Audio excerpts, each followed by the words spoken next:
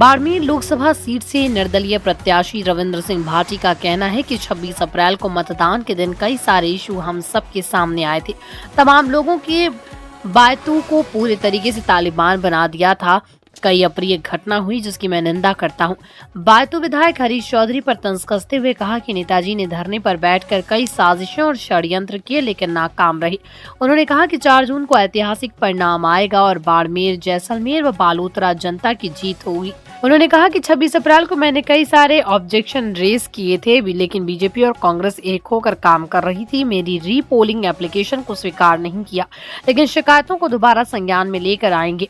जरूरत पड़ी तो चुनाव आयोग तक जाएंगे। तमाम जगह जहां पर धांधली हुई है वहां पर रीपोलिंग होनी चाहिए। दरअसल भाटी बुधवार को बाड़मेर लोकसभा सीट के बूथ संख्या 50 दुधवा खुर्द पर पहुंचे थे, जहां गोपनीयता भंग होने की शिकायत पर बुधवार को रीपोलिंग की जा रही थी। इस दौरान उन्होंने मीडिया से बातचीत की। उन्होंने कहा कि राजस्थान में सबसे अधिक मतदान अगर कहीं हुआ है तो बाड़मेर सीट पर हुआ है।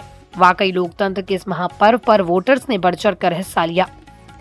भाटी का आरोप है कांग्रेस बीजेपी मिलकर चुनाव लड़ी है। पोलिंग के सवाल पर भाटी ने कहा कि प्रशासन को काफी शक था। मैंने कई सारे ऑब्जेक्शन रेज किए थे लेकिन प्रशासन कहीं न कहीं बीजेपी और कांग्रेस मिलकर काम कर रही है। मेरी रीपोलिंग एप्लीकेशन को स्वीकार नहीं किया। जो शिकायतें थी उन पर प्रशासन ने विचार नहीं किया। तमाम जिन जगहों पर धांधली हुई है वहां पर रीपोल होना चाहिए।